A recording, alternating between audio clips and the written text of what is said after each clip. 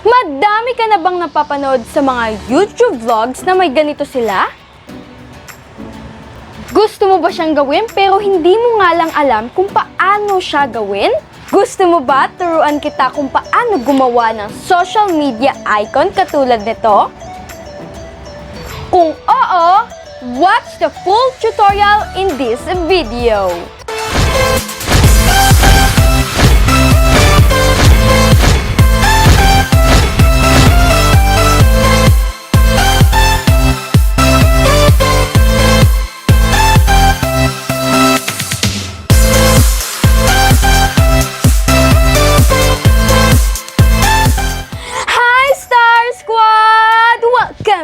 To my YouTube channel!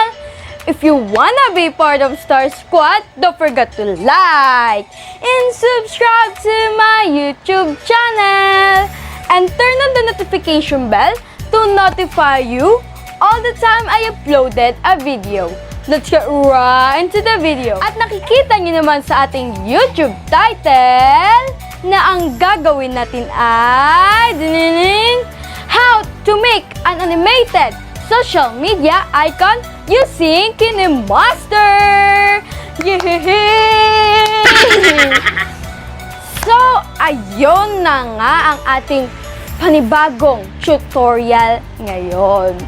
So, kung wala pa po kayong KineMaster, then ito po, panoorin niyo po itong video na to. Tiding! Yan! Panoorin niyo yan dahil marami kayong matututunan kung paano i-download ang KineMaster without watermark, guys. Without watermark. So basically, gusto ko lang din po magpasalamat bago tayo magsimula. Gusto ko lang magpasalamat dahil yung video na yon, yung how to download KineMaster Diamond, ay umabot na ng 10,000 views! Yay! Wow! So maraming salamat kayo sa support nyo. Yun yung pinaka talagang nabigla ako. Yung views niya talaga is umaangat pa rin until now. So thank you guys so much sa mga nag-view ng video na yon at nag-subscribe sa akin. So thank you so much po talaga. So anyway guys, ayun, gagawa na tayo ng tutorial video. So, ito kasi, ginawa ko itong tutorial na to, it's because then, nakikita ko din siya sa mga YouTube vlogs ng iba na pang may linalagay nga dito, katulad nito. Ayan, pang may ganyan siya. So, gusto ko din siya gawin at ituro sa inyo kung paano siya gawin, di ba? So, ito kasi, kung lalagay mo yung mga social media mo dito sa baba, may chance na pwede ka nalang i-follow sa mga social medias mo at mag-gain ka pa ng maraming followers, di ba? So, importante din po yan para makilala ka nila, makita ka nila sa iba't ibang social media platforms. So, importante din po nalagyan natin ng social medias para i-follow ka nila. At kung nakita ka naman nila sa Instagram at nakita nila na may YouTube channel ka, then pwede din nila i-subscribe ikaw sa inyong YouTube channel. So, basically, ganun lang yon. Kaya talagang napaka-importante din na lagyan mo ng social media platforms dito sa screen mo para habang nanonood sila, din malaman nila, ito pala Instagram nun, ito pala yung Facebook nun, ito pala yung Twitter nun. So, parang ganun lang. Kaya ako siya ituturo sa inyo ngayon. Yay! So, gagamitin natin is yung using KineMaster. Ito, pang Android po siya. Dahil alam ko marami sa inyo ang gumagamit ng KineMaster. Kasi dami mo talaga magagawa sa KineMaster. So, talagang helpful to sa mga small YouTubers katulad ko. So, anyways, let's just sorted screen recording. So, ayan. So, makikita niyo yan dito.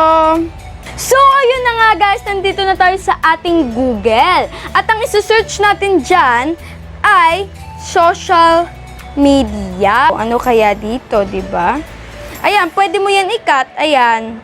Yan, and stuff. And ako guys, kasi may nakita na ako. Pero ang dami-dami pa guys dito na pwede niyong pagpilian. Just take your time, di ba? So, after nyo guys makahanap ng inyong picture, i-download nyo po sa Play Store. Yes, ang background eraser. So, ito, napakalaking tulong nito dahil ang bilis mo lang talaga makakat yung isang picture. mawawala na kagad yung kanyang background. So ito guys, yung app na background eraser. Tapos ko na po siya i-download. I don't know if applicable siya to iOS, pero sa Android, yes, applicable po siya. So, check nyo na lang guys kung meron kayong background eraser. If yes, then very good. Kasi talagang mabilis tong editor na to. Mabilis niyang matatanggal yung inyong background. So, I really like this app very much. So, anyways, we're going to load a photo. Of course, ang ilo-load natin photo is yung din-download natin from Google, which is yung mga social media platforms nga natin na gagamitin sa ating mga video. So, ito po siya. So, pwede nyo siya lakihan, pwede nyo din siya i-crop, but okay na tong pag-cropping ko. So, let's just check done. So, after nyan is, syempre, tatanggalin na natin. So, after that is, ipipindutin nyo po tong auto. And, ilalagay niyo po sa puti yung auto para matanggal yung eraser, yung background. So, as you can see, wala na siyang background. Pero tingnan guys tong Facebook, nawala din yung background, the letter F. So, ayaw naman natin yan. So, i-repair natin. So, itong part na to, i-repair natin. So, you could also size it. So, ganyan. O, diba? Mabilis lang. I-repair lang natin kasi nawala yung background. Ganun kasi siya kasi na-detect niya yung puting background. Kaya siguro nasasama yung letter F na Facebook. So, ayusin lang natin to. Ayan. Dahan-dahan lang guys. Ayan. So, tadaan. Ganyan lang siya. Na-repair na. And as you can see, meron pa ditong puti na ating i-erase. So, ganyan. Erase lang natin itong part na to na may puti para maging malinis talaga yung ating pagtanggal ng background. So, ganyan. So, yung Twitter, okay na naman. Yung Instagram, wala na rin tayong isipin. Ito, konti lang. Erase lang natin itong part na to. Oopsie. Dandan lang. Guys, hindi ako expert talaga sa pag-e-edit ng mga photo, pero I'm trying my best na maging okay siya. Tada! Tapos na! So, i-done lang natin siya. Then, meron pang smooth edges like that.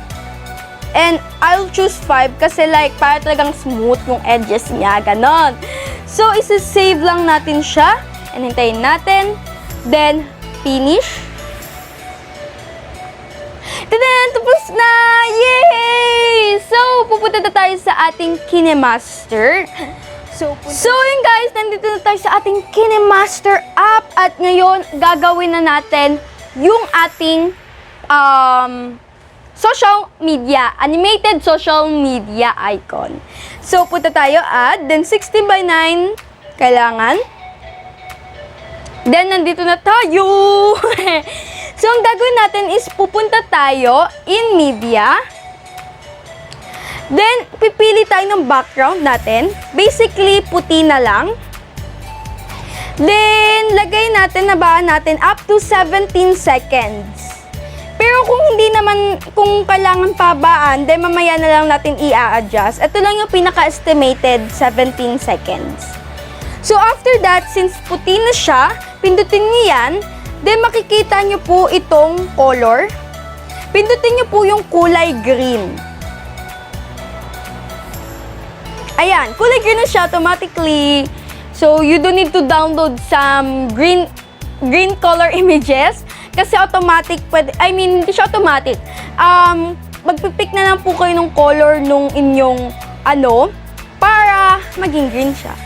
So guys, required po na kulay green dapat. Ganitong kulay dapat po yung inyong background. It is because hindi po natin siya mako-chroma key pag ilalagay nyo na po siya sa video nyo. So dapat po, kulay green po talaga dapat yung ilalagay nyo dito.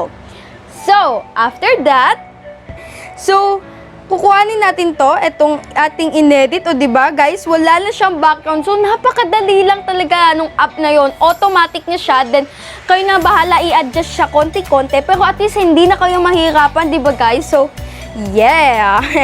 After that, i-crop nyo po siya. Yan, ganyan siya kalaki.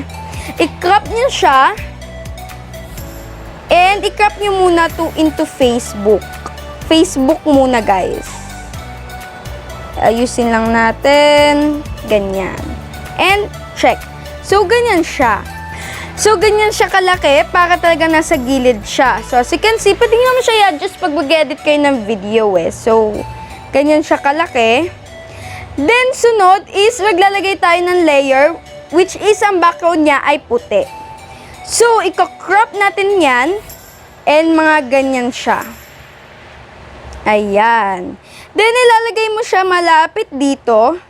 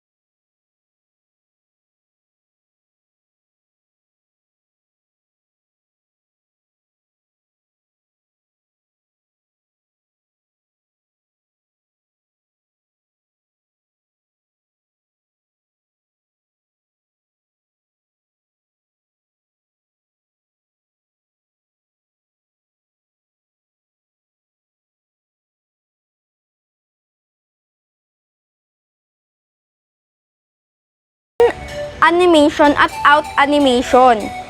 So, punta kayo sa in animation. Then, pili kayo. Ang recommend ko is wipe right. And pwedeng 1. Pwede din namang slide right. Ganon. Pero para sa akin na maganda is yung wipe right. Ayan. And medyo bagalan natin. Then, ito namang solid color na to. Ang in animation niya is pwedeng slide right. Ayan, kayo bahala. Pero ang recommend ko guys is wipe right talaga. Puka siya maganda. Then, yung Crizzle Investor. Ayan, in animation natin. Pwede actually letter by letter. Pwedeng wipe right din. Ganyan. Yan, tingnan natin. Oh, diba? Then, so ganun lang siya. Actually, hahaba na talaga pag ginawa ko pa. Pero, doon naman sa Instagram, so ganun lang din. Gagawin mo lang din paulit-ulit yung inyong Instagram. So, kunwari Twitter muna. Ayan, ika-crop mo lang ulit. Then, lalagyan mo siya ng white background.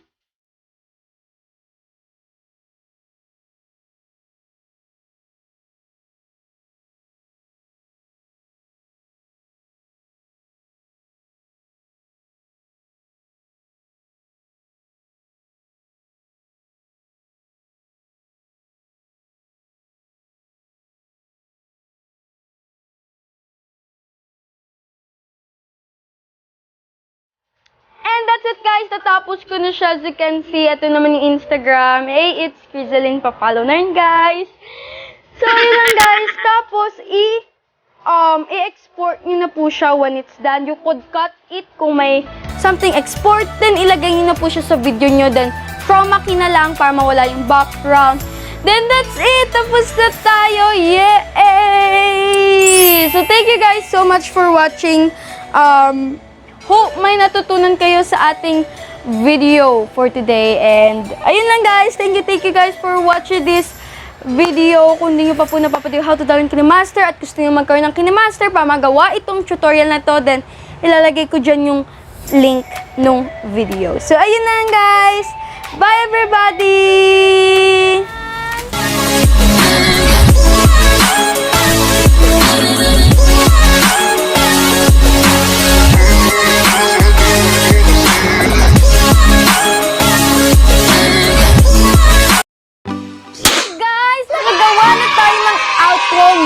Within a minute lang, no? Nakagawa na tayo ng outro na pwede nating ilagay sa ating, at the end of our video. So, ito, simple lang siya, pero at least, magkakaroon tayo ng outro, diba? So, yes! Make sure to thumbs up, diba? Kasi, ayun lang naman, guys, mag-request pa kayo ng video, tatry ko talaga siyang gawin, no? So, wait! Tayo ay magpapa-shoutout! Yes! So, kung gusto nyo magpa-shoutout, comment nyo lang din. So, shoutout kay Oni-chan! Hi! At shoutout din kay Kylie Pasqua. Hello sa inyong dalawa. Thank you so much for supporting me and nagpa-shoutout din kayo. So, isa-shoutout ko kayo. So, anyway guys, kung gusto nyo magpa-shoutout, just comment down below. Yun lang. Bye everybody!